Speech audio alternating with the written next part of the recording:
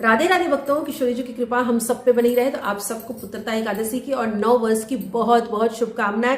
तो पौष मास की शुक्ल पक्ष की जो एकादशी है उसे पुत्रदा एकादशी के नाम से जाते हैं या बैकुंठ एकादशी के नाम से भी जानते हैं। तो ये जो एकादशी है इसके अधिष्ठाता जो देवता है वो श्री नारायण है।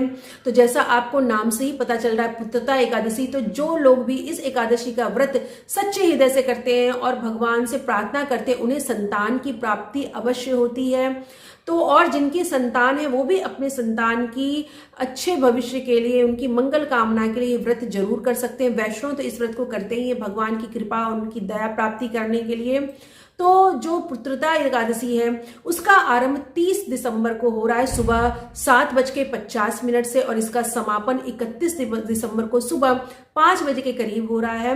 लेकिन जो 30 दिसंबर की एकादशी है वो दशमी युक्त एकादशी है। तो हमारे शास्त्रों में दशमी युक्त एकादशी को नहीं किया जाता है, इसलिए जो एकादशी का पुत्रदा एकादशी का व्रत है वो 31 दिसंबर के दिन ही किया जाएगा।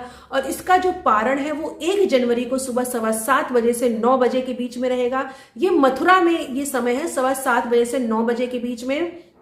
बाकी स्थान के हिसाब से 5-10 मिनट आगे पीछे हो जाता है। तो आप अपने स्थान के हिसाब से थोड़ा 5-10 मिनट आगे पीछे कर सकते हैं, क्योंकि सब जगह सूर्योदय और सूर्यास्त अलग अलग टाइम पे होता है, अलग अलग शहरों के हिसाब से।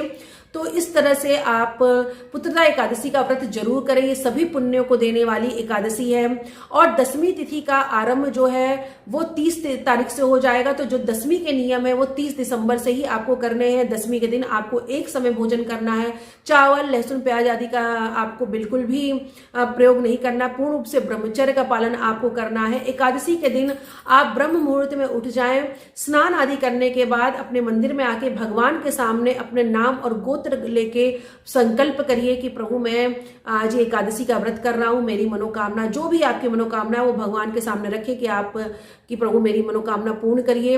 और आप पूरे दिन भगवान के नामों का जाप करिए। गुरु प्रदत्त जो आपके मंत्र उसका जाप करिए। गोपाल सहस्त्र नाम, विष्णु सहस्त्र नाम आदि का पाठ आप कर सकते हैं, या जो भी प्रिय आपको भगवान का नाम है वो पूरे दिन आप भगवान के नामों का जाप करिए। रात्रि को जागरण करिए, दिन में विश्राम बिल्कुल ही मत करिएगा।